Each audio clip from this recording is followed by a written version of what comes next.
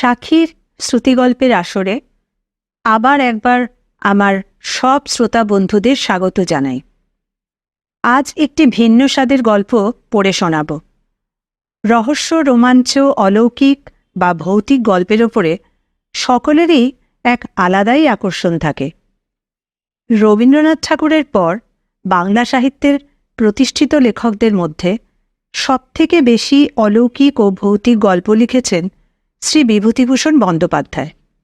তাই আজ পড়ে শোনাব তাঁরই লেখা একটি গল্প, অভিশপ্ত।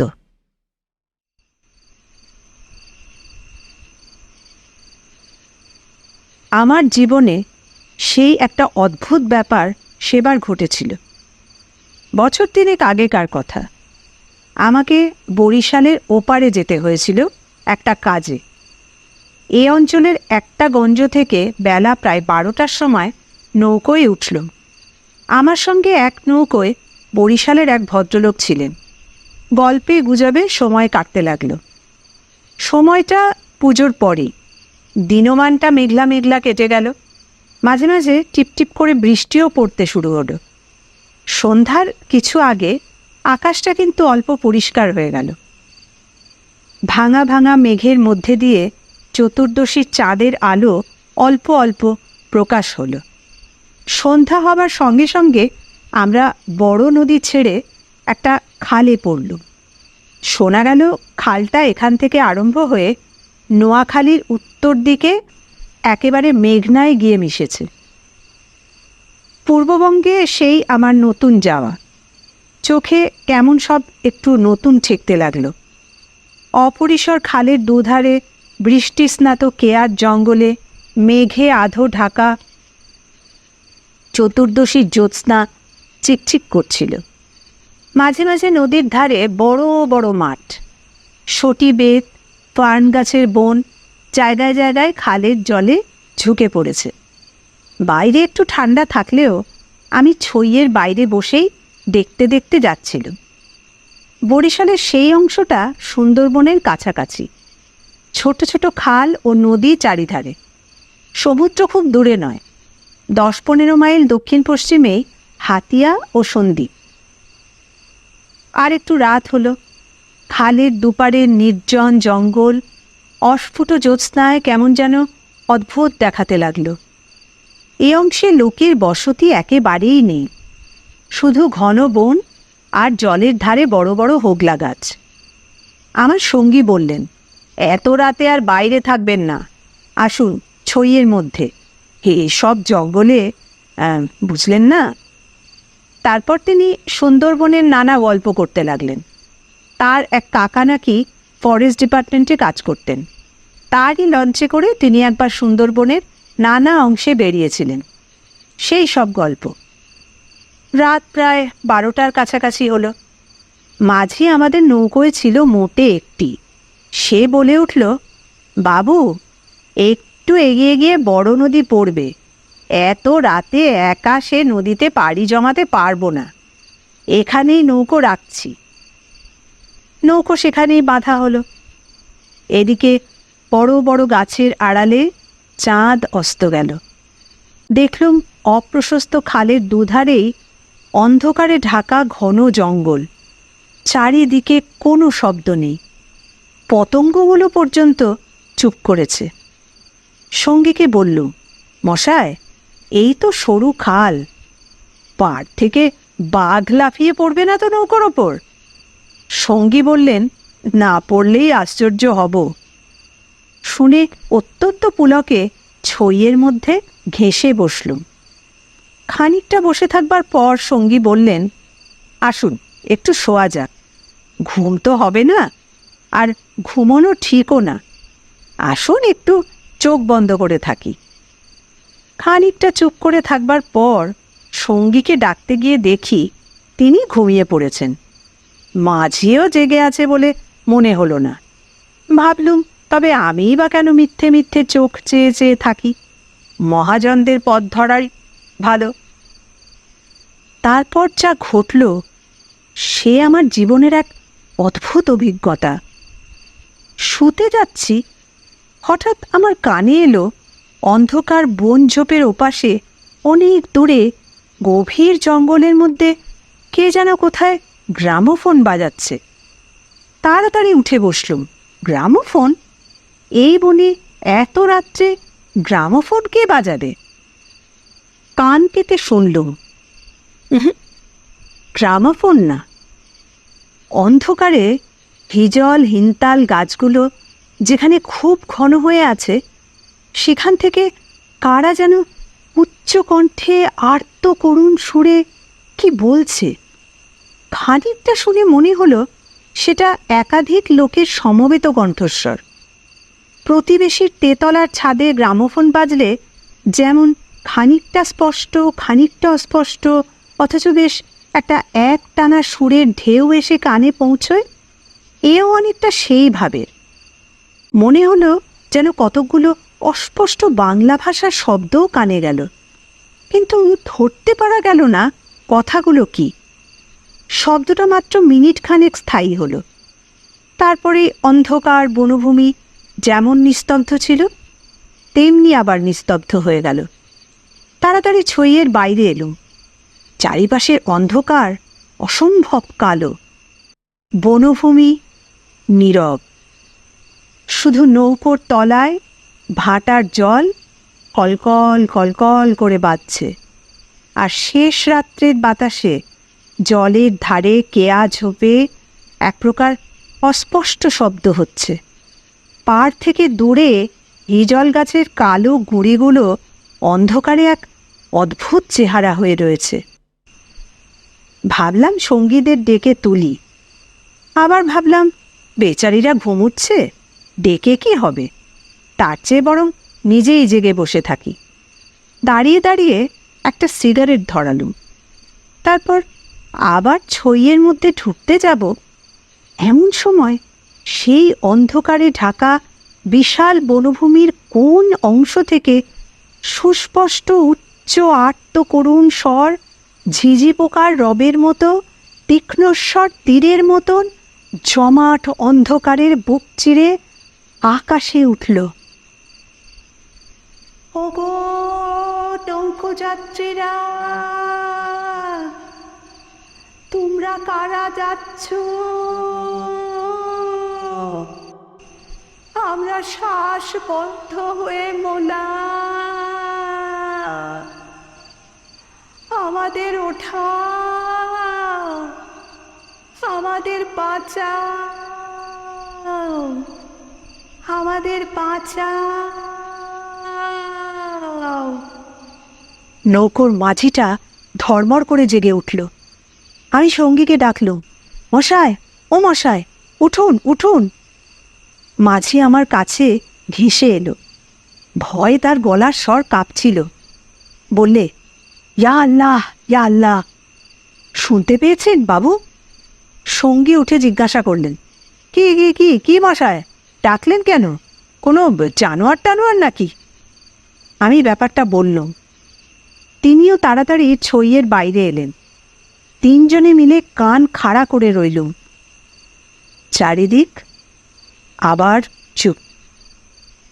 ভাটার জল নৌকোর তলায় বেঁধে আগের চেয়েও জোরে শব্দ হচ্ছিল। সঙ্গী মাঝিকে জিজ্ঞেস করলেন, এটা কি তবে? মাঝি বললে, হ্যাঁ বাবু, বায়েই সেই কীর্তিপাশার গড়। সঙ্গী বললেন, তবে তুই এত রাত্রে এখানে নৌকো রাখলি কেন? বেকুব কোথাকার। মাঝি বললে, তিনজনে আছি বলেই রেখেছিলাম বাবু, ভাটার টানে নৌকো পিছিয়ে নেবার তো জো ছিল না। কথাবার্তার ধরন শুনে সঙ্গীকে বললুম, কি মশাই, কি ব্যাপার, আপনি কিছু জানেন নাকি? ভয়ে যত না হোক বিস্ময়ে আমরা যেন কেমন হয়ে গিয়েছিল। সঙ্গী বললেন, ওরে তোর সেই কেরোসিনের ডিবেটা জ্বাল, আলো জেলে বসে থাকা যাক, রাত এখনো ঢের বাকি। মাঝিকে বললুম, তুই শব্দটা শুনতে পেয়েছিলি? সে বললে, হ্যাঁ বাবু, আওয়াজ কানে গিয়েই তো আমার ঘুম ভেঙে গেল। আমি আরও দুবার নৌকো বয়ে যেতে যেতে ওই ডাক শুনেছি। সঙ্গী বললেন, এটা এ অঞ্চলের একটা অদ্ভুত ঘটনা। তবে এই জায়গাটা সুন্দরবনের সীমানায় বলে আর এ অঞ্চলে কোনো লোকালয় নেই বলে শুধু নৌকোর মাঝিদের কাছেই এটা সুপরিচিত। এর পেছনে একটা ইতিহাস আছে, সেটা অবশ্য নৌকোর মাঝিদের পরিচিত নয়। সেইটাই আপনাকে বলি, শুনুন। তারপর ধুমায়িত কেরোসিনের ডিব্বার আলোয় অন্ধকার বনের বুকের মধ্যে বসে সঙ্গীর মুখে কীর্তিপাশার গড়ের ইতিহাসটা শুনতে লাগলুম। ৩০০ বছর আগেকার কথা। মনিন খাঁ তখন গৌড়ের সুবাদার। এই অঞ্চলে তখন ১২ ভূঁইয়ার ২ প্রতাপশালী ভূঁইয়া রাজা রামচন্দ্র রায় ও ঈশা খাঁ মসনদি আলীর খুব প্রতাপ। মেঘনার মোহানার বাইরের সমুদ্র, যাকে এখন সন্দ্বীপ চ্যানেল বলে, সেখানে তখন মগ আর পর্তুগিজ জলদস্যুরা শিকারান্বেষণে সেন পক্ষীর মতো ওত পেতে বসে থাকত। সে সময় এখানে এরকম জঙ্গল ছিল না। এই সমস্ত জায়গা তখন কীর্তি রায়ের অধিকারে ছিল। এইখানে ছিল তার সুদৃঢ় দুর্গ। মগ জলদস্যুদের সঙ্গে তিনি অনেকবার লড়েছিলেন। তার অধীনে সৈন্য সামন্ত, কামান, যুদ্ধের কোষা সবই ছিল। সন্দ্বীপ তখন ছিল পর্তুগিজ জলদস্যুদের প্রধান আড্ডা।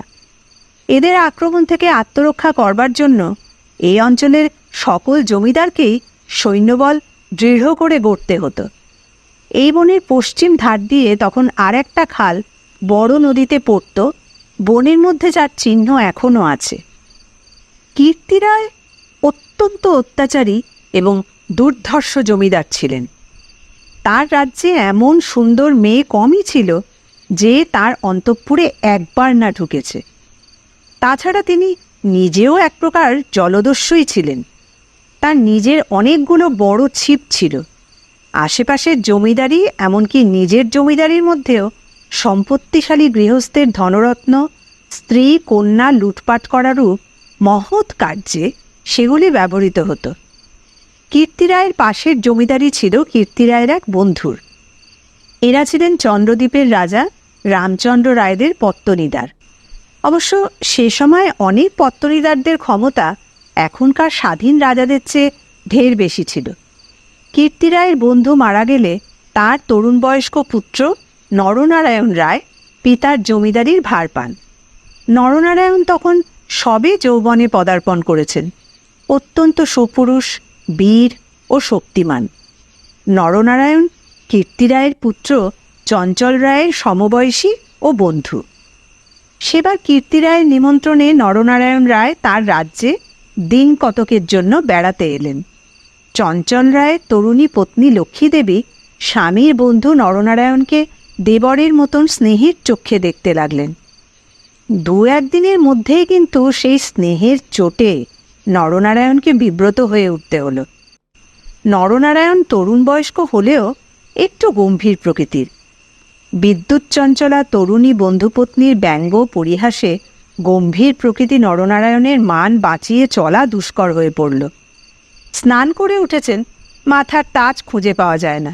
নানা জায়গায় খুঁজে হয়রান হয়ে তার আশা ছেড়ে দিয়ে বসে আছেন। হঠাৎ কখন নিজের বালিশ তুলতে গিয়ে দেখেন তার নিচেই তাজ চাপা আছে, যদিও এর আগেও তিনি বালিশের নিচে খুঁজেছেন। তার প্রিয় তরবারিখানা দুপুর থেকে বিকেলের মধ্যে ৫ বার হারিয়ে গেল। আবার ৫ বারই সম্পূর্ণ অপ্রত্যাশিত স্থান থেকে খুঁজে পাওয়া গেল। তাম্বুলে এমন সব দ্রব্যের সমাবেশ হতে লাগল যা কোনো কালেই তাম্বুলের উপকরণ নয়। তরল মস্তিষ্ক বন্ধুপত্নীকে কিছুতেই এঁটে উঠতে না পেরে অত্যাচার জর্জরিত নরনারায়ণ রায় ঠিক করলেন যে তার বন্ধুটির স্ত্রী একটু ছিটগ্রস্ত। বন্ধুর দুর্দশায় চঞ্চল রায় মনে মনে খুব খুশি হলেও বাইরে স্ত্রীকে বললেন, এই ২ দিনের জন্য এসেছে বেচারি, ওকে তুমি যেরকম বিব্রত করে তুলেছ ও আর কখনো এখানে আসবে না। দিন কয়েক এরকম কাটবার পর কীর্তি রায়ের আদেশে চঞ্চল রায়কে কী কাজে হঠাৎ গৌড়ে যাত্রা করতে হলো। নরনারায়ণ রায়ও বন্ধুপত্নী কখন কি করে বসে সেই ভয়ে দিন কতক সশঙ্ক অবস্থায় কালযাপন করবার পর নিজের বজরায় উঠে হাঁপ ছেড়ে বাঁচলেন। যাবার সময় লক্ষ্মীদেবী বলে দিলেন, এবার আবার যখন আসবে ভাই, এমন একটি বিশ্বাসী লোক সঙ্গে এনো যে রাত দিন তোমার জিনিসপত্র ঘরে বসে চৌকি দেবে। বুঝলে তো? নরনারায়ণ রায়ের বজরা রায়মঙ্গলের মোহানা ছাড়িয়ে যাবার একটু পরেই জলদস্যুদের দ্বারা আক্রান্ত হল। তখন মধ্যাহ্নকাল। প্রখর রৌদ্রে বজরার দক্ষিণ দিকের দিগ্বলয় প্রসারী জলরাশি সানানো তলোয়ারের মতন ঝকঝক করছিল। সমুদ্রের সে অংশে এমন কোনো নৌকো ছিল না যারা সাহায্য করতে আসতে পারে। সেটা রায়মঙ্গল আর কালাবদর নদীর মুখ। সামনেই বার সমুদ্র। সন্দীপ চ্যানেল জলদস্যুদের প্রধান ঘাঁটি। নরনারায়ণের বজরার রক্ষীরা কেউ হত হল, কেউ সাংঘাতিক জখম হল। নিজে নরনারায়ণ দস্যুদের আক্রমণ প্রতিহত করতে গিয়ে উড়ুদেশে কিসের একটা খোঁচা খেয়ে একেবারে সংজ্ঞাশূন্য হয়ে পড়লেন। জ্ঞান হলে দেখতে পেলেন তিনি এক অন্ধকার স্থানে শুয়ে আছেন। তার সামনে কি যেন একটা বড় নক্ষত্রের মতন জ্বলছে।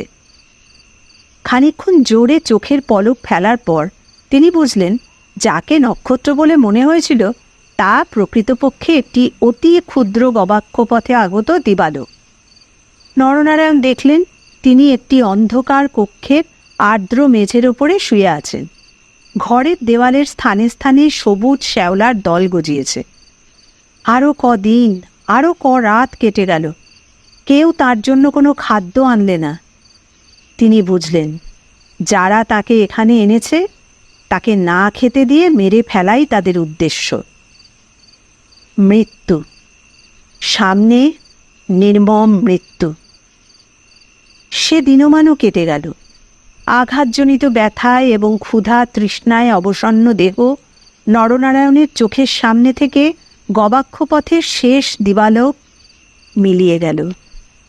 তিনি অন্ধকার ঘরের পাষাণ শয্যায় ক্ষুধা কাতর দেহ প্রসারিত করে অধীরভাবে মৃত্যুর অপেক্ষা করতে লাগলেন। প্রকৃতির একটা ক্লোরোফর্ম আছে।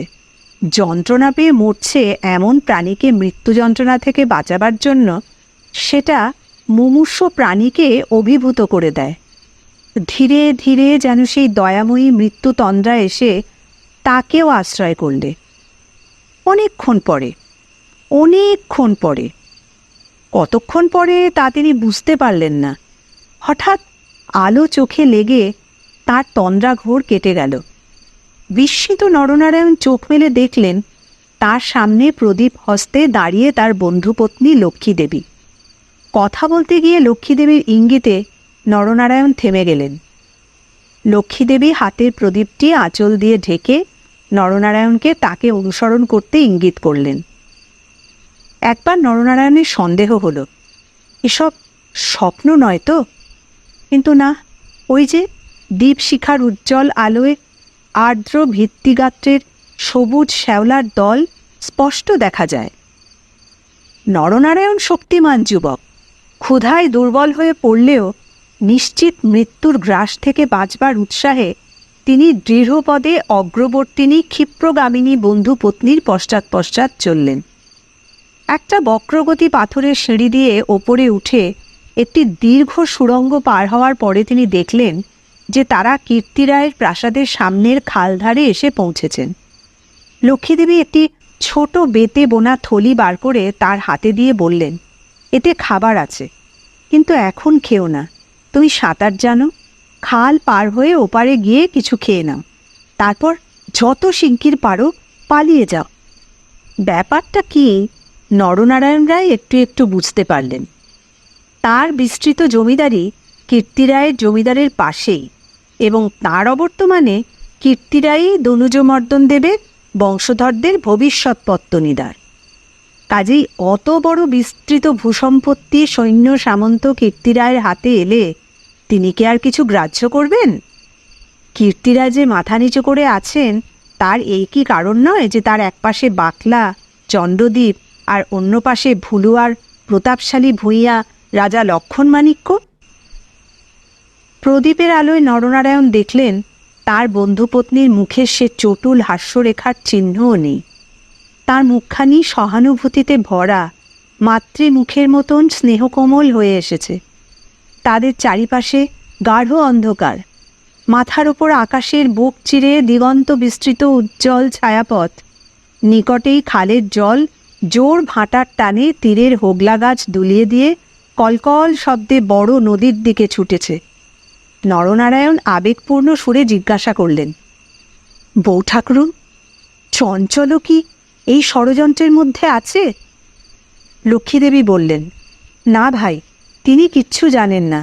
এ সব শ্বশুর ঠাকুরের কীর্তি, এই জন্যই তাকে অন্য জায়গায় পাঠিয়েছেন।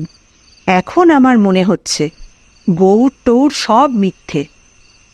নরনারায়ণ দেখলেন লজ্জায় দুঃখে তার বন্ধু পত্নীর মুখ বিবর্ণ হয়ে উঠেছে। লক্ষ্মীদেবী আবার বললেন, আমি আজ জানতে পেরেছি। খিড়কিগড়ের পাইক সর্দার আমায় মা বলে, তাকে দিয়ে দুপুর আর রাতের পাহারা সব সরিয়ে রেখে দিয়েছিলাম। তাই নরনারায়ণ বললেন, বউ ঠাকুরুন, আমার এক বোন ছেলেবেলায় মারা গিয়েছিল। তুমি আমার সেই বোন, আজ আবার ফিরে এলে। লক্ষ্মীদেবীর পদ্মের মতো মুখখানি চোখের জলে ভেসে গেল। একটু ইতস্তত করে বললেন, ভাই, বলতে সাহস পাইনি, তবুও একটা কথা বলছি, বোন বলে যদি রাখো। নরনারায়ণ জিজ্ঞাসা করলেন, কি কথা বউ ঠাকুরুন?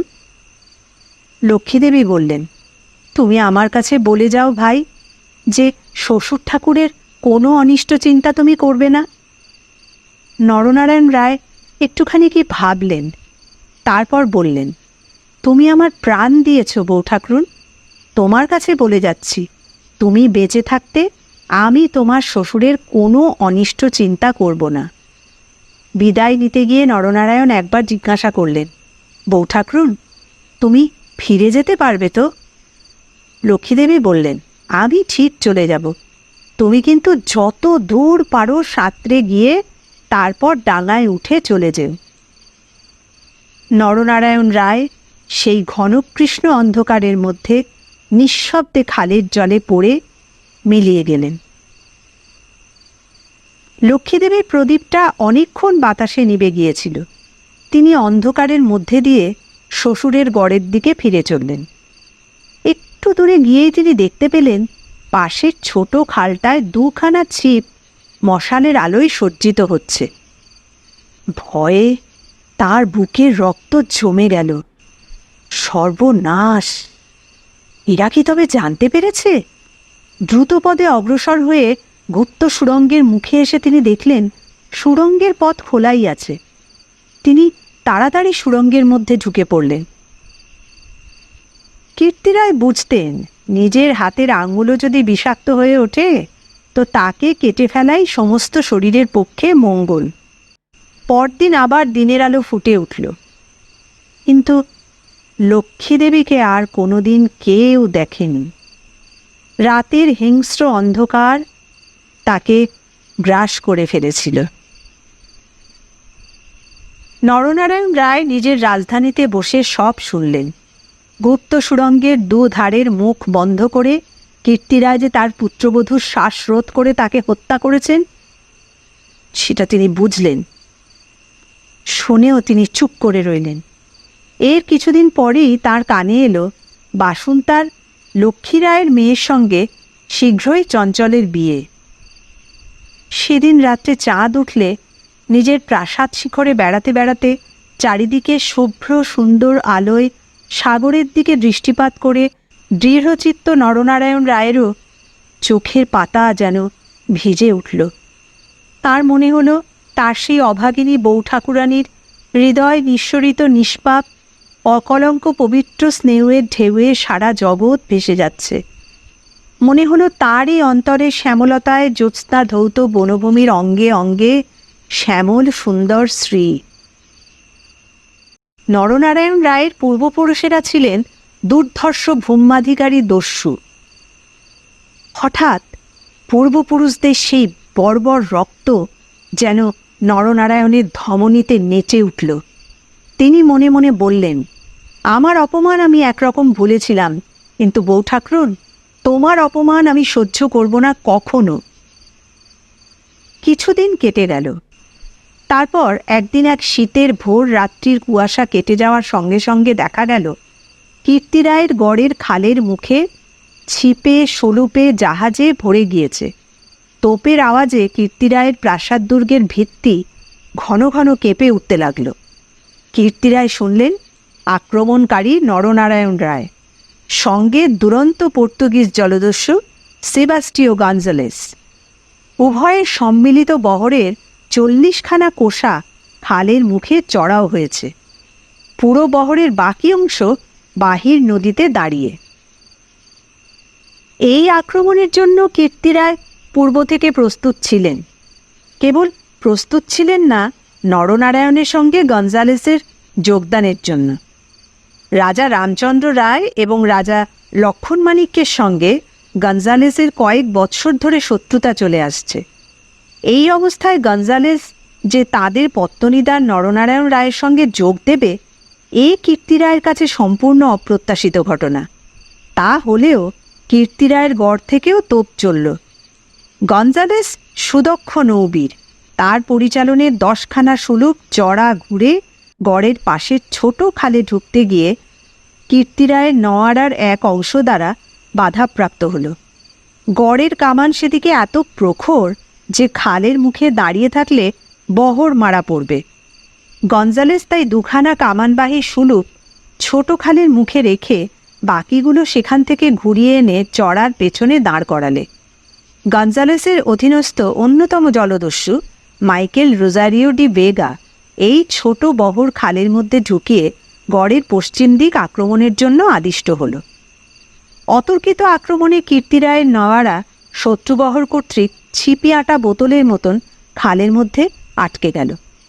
বার নদীতে গিয়ে যুদ্ধ দেওয়ার ক্ষমতা তাদের আদৌ রইল না। তবুও কিন্তু তাদের বিক্রমে রোজারিও অনেকক্ষণ পর্যন্ত কিছুই করে উঠতে পারলে না। কীর্তিরায়ের নৌবহর দুর্বল ছিল না। কীর্তিরায়ের গড় থেকে পর্তুগিজ জলদস্যুদের আড্ডা সন্দ্বীপ খুব দূরে নয়। কাজেই কীর্তিরায়ের নৌবহরকে তাকে খুব সুদৃঢ় করেই গড়তে হয়েছিল। বৈকালের দিকে রোজারিওর কামানের মুখে গড়ের পশ্চিম দিকটা এক্কেবারে হুমড়ি খেয়ে পড়ে গেল। নরনারায়ণ রায় দেখলেন প্রায় 30খানা কোষা জখম অবস্থায় খালের মুখে পড়ে। কীর্তিরায়ের গড়ের কামানগুলো সব চুপ। নদীর 2 পাড় ঘিরে সন্ধ্যা নেমে এসেছে। ঊর্ধ্বে নিস্তব্ধ নীল আকাশে কেবলমাত্র এক ঝাঁক শকুন কীর্তিরায়ের গড়ের উপর চক্রাকারে ঘুরছে। হঠাৎ বিজয়োন্মত্ত নরনারায়ণ রায়ের চোখের সম্মুখে বন্ধুপত্নীর বিদায়ের রাতের সন্ধ্যার পদ্মের মতন বিষাদ ভরা ম্লান মুখখানি, কাতর মিনতিপূর্ণ সেই চোখ দুটি মনে পড়ল। তীব্র অনুশোচনায় তার মন তখনই ভরে উঠল। তিনি করেছেন কি? এই রকম করে কি তিনি তার স্নেহময়ী প্রাণদাত্রীর শেষ অনুরোধ রাখতে এসেছেন? নরনারায়ণ রায় হুকুম জারি করলেন, কীর্তিরায় পরিবারের এক প্রাণীরও যেন প্রাণহানি না হয়। একটু পরেই সংবাদ এলো গড়ের মধ্যে কেউই নেই। নরনারায়ণ রায় বিস্মিত হলেন। তিনি তখন নিজেই গড়ের মধ্যে ঢুকলেন। তিনি এবং গঞ্জালেস গড়ের সমস্ত অংশ তন্ন তন্ন করে খুঁজলেন। দেখলেন সত্যিই কেউ নেই। পর্তুগিজ বহরের লোকেরা গড়ের মধ্যে লুটপাট করতে গিয়ে দেখলে মূল্যবান দ্রব্যাদি বড় কিছু নেই। পরদিন দ্বীপ্রহর পর্যন্ত লুটপাট চলল। কীর্তিরায়ের পরিবারের এক প্রাণীরও সন্ধান পাওয়া গেল না। অপরাহ্নে কেবলমাত্র 2খানা সুলুক খালের মুখে পাহারা রেখে নরনারায়ণ রায় ফিরে চলে গেলেন। এই ঘটনার দিন কয়েক পরে পর্তুগিজ জলদস্যুর দল লুটপাট করে চলে যাওয়ার পর কীর্তিরায়ের এক কর্মচারী গড়ের মধ্যে প্রবেশ করে। আক্রমণের দিন সকালেই এই লোকটি গড় থেকে আরও অনেকের সঙ্গে পালিয়েছিল। ঘুরতে ঘুরতে একটা বড় থামের আড়ালে এসে দেখতে পেলে একজন আহত মুমূর্ষু লোক তাকে ডেকে কি বলার চেষ্টা করছে। কাছে গিয়ে সে লোকটিকে চিনলে। লোকটি কীর্তিরায়ের পরিবারের এক বিশ্বস্ত পুরনো কর্মচারী। তার মৃত্যুকালীন অস্পষ্ট বাক্যে আগন্তুক কর্মচারীটি মোটামুটি যা বুঝলে তাতেই তার কপাল ঘেমে উঠল। সে বুঝলে কীর্তিরায় তার পরিবারবর্গ এবং ধনরত্ন নিয়ে মাটির নিচের এক গুপ্ত স্থানে আশ্রয় নিয়েছেন এবং এই লোকটি একমাত্র তার সন্ধান জানে।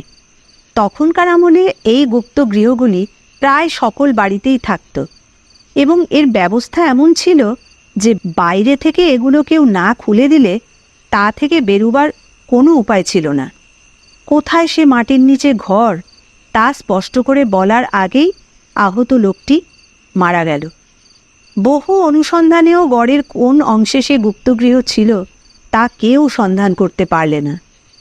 এই রকমে কীর্তিরায় ও তার পরিবারবর্গ অনাহারে তিলে তিলে শ্বাসরুদ্ধ হয়ে গড়ের যে কোন নিভৃত ভূগর্ভস্থ কক্ষে মৃত্যুমুখে পতিত হলেন তার আর কোনো সন্ধানই হল না।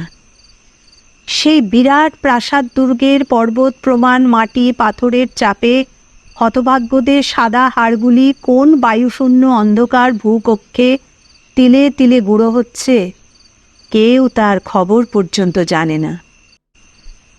ওই ছোট খালটা প্রকৃতপক্ষে সন্দীপ ক্যানেলেরই একটি খাড়ি। খাড়ির ধার থেকে একটুখানি গেলে গভীর অরণ্যের ভিতরে কীর্তিরায়ের গড়ের বিশাল ধ্বংসস্তূপ এখনও বর্তমান আছে দেখা যাবে।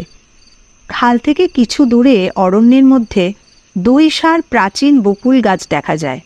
এখন এই বকুল গাছের সারির মধ্যে দুর্ভেদ্য জঙ্গল আর শুলোকাটার বন। তখন এখানে রাজপথ ছিল। আর খানিকটা গেলেই একটা বড় দিঘি চোখে পড়বে। তারই দক্ষিণে কুচো ইটের জঙ্গলাবৃত স্তূপে অর্ধপ্রথিত হাঙরমুখো পাথরের কড়ি, ভাঙা থামের অংশ, 12 ভূঁইয়াদের বাংলা থেকে, রাজা প্রতাপাদিত্য রায়ের বাংলা থেকে বর্তমান যুগের আলোয় উঁকি মারছে। দিঘির যে ইষ্টক সোপানে সকাল সন্ধ্যায় তখন অতীত যুগের রাজবধূদের রাঙা পায়ের অলক্তক রাগ ফুটে উঠত, এখন সেখানে দিনের আলোয় বড় বড় বাঘের পায়ের থাবার ডাক পড়ে। গোখুরা কেউটে সাপের দল ফনা তুলে ঘুরে বেড়ায়। বহুদিন থেকেই এখানে একটা অদ্ভুত ব্যাপার ঘটে থাকে। দুপুর রাতে গভীর বনভূমি যখন নীরব হয়ে যায়, হিনতাল হিজল গাছের কালো গুঁড়িগুলো অন্ধকারে যখন বনের মধ্যে প্রেতের মতো দাঁড়িয়ে থাকে, সন্দীপ ক্যানেলের জোয়ারের ঢেউয়ের লোনা জল খাড়ির মুখে জোনাকির মতন জ্বলতে থাকে, তখন খাল দিয়ে নৌকো বেয়ে যেতে যেতে মোম আর মধু সংগ্রাহকেরা কতবার শুনেছে অন্ধকারে বনের এক গভীর অংশ থেকে কারা যেন আর্তস্বরে চিৎকার করছে, ওগো পথযাত্রীরা, ওগো নৌকা যাত্রীরা, আমরা যে এখানে শ্বাসরুদ্ধ হয়ে মারা গেলাম, দয়া করো, আমাদের তোলো, ওগো নৌকো যাত্রীরা, ওগো পথযাত্রীরা, দয়া করে আমাদের তোলো, আমরা যে শ্বাসরুদ্ধ হয়ে মারা গেলাম, ওগো আমাদের বাঁচাও, আমাদের তোলো, আমাদের বাঁচাও, আমাদের বাঁচাও। হয় বেশি রাত্রে এই পথে, তাই কেউ নৌকো বাইতে চায় না।